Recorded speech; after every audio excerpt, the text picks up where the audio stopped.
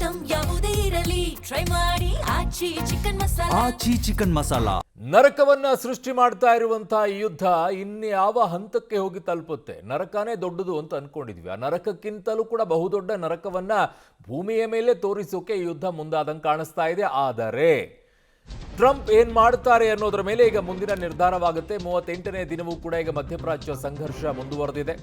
Iran ಮೇಲೆ ಈಗ Israel ದಾಳಿ ಯಾವ ಹಂತಕ್ಕೆ ಹೋಗಿ ತಲುಪ್ತಾ ಇದೆ, ಏನಾಗ್ತಾ ಇದೆ? ಟೆಹರಾನ್ನ ಶರೀಫ್ ವಿಶ್ವವಿದ್ಯಾಲಯವನ್ನ ಗುರಿಯಾಗಿಸಿ ದಾಳಿಯನ್ನ ಮಾಡಿರೋದು. ಶರೀಫ್ ತಂತ್ರಜ್ಞಾನ ವಿಶ್ವವಿದ್ಯಾಲಯದ ಮೇಲೆ ದಾಳಿಯನ್ನ ಮಾಡಿದೆ. ಪರಿಣಾಮ ಏನಾಗಿದೆ? ಈಗ ಕ್ಯಾಂಪಸ್ ಮತ್ತು ಸುತ್ತಮುತ್ತಲಿನ ಕಟ್ಟಡಗಳಿಗೆ ವ್ಯಾಪಕವಾಗಿ ಹಾನಿಯಾಗಿದೆ ಅನ್ನುವಂತಹ ವರದಿಗಳು ಬರ್ತಾ ಇದೆ. 38ನೇ ದಿನವೂ ಕೂಡ ಈಗ ಮಧ್ಯಪ್ರಾಚ್ಯ ಸಂಘರ್ಷ ಈಗ ಮುಂದುವರಿತಾ ಇದೆ.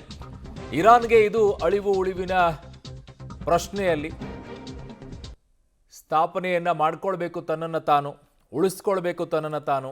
ಇವೆಲ್ಲವೂ ಕೂಡ ಇರಾನ್ಗೆ ಇರುವಂಥದ್ದಿದೆ. ಅದರ ಜೊತೆಗೆ ಒಂದು ರೀತಿಯಾಗಿ ಧರ್ಮ ಯುದ್ಧದ ರೀತಿಯಲ್ಲಿ ಇದು ಕಾಣಿಸಿಕೊಳ್ತಾ ಇದೆ.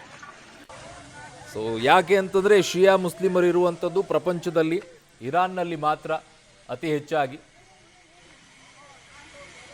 ಆ ದೃಶ್ಯಗಳನ್ನು ನೋಡ್ತಾ ಇದ್ದೀರಾ ಹೇಗಿದೆ ಅಂತೇಳಿ, ಪರಿಸ್ಥಿತಿ ಏನಾಗಿದೆ ಅಂತೇಳಿ. ಶರೀಫ್ ತಂತ್ರಜ್ಞಾನ ವಿಶ್ವವಿದ್ಯಾಲಯದ ಮೇಲೆ ದಾಳಿಯನ್ನು ಮಾಡಿದೆ. ಅದರ ಪರಿಣಾಮವಾಗಿ ಸಂಪೂರ್ಣವಾಗಿ ಧ್ವಂಸವಾಗಿ ಹೋಗಿದೆ. ಅಲ್ಲಿ ಏನೂ ಉಳಿದಿಲ್ಲ. ಅಲ್ಲಿ ಇದು ಮಾಡಿದ್ದುಣ್ಣೋ ಮಹಾರಾಯ ಅನ್ನೋ ರೀತಿಯಲ್ಲಿ ಆಗೋಗ್ಬಿಟ್ಟಿದೆ.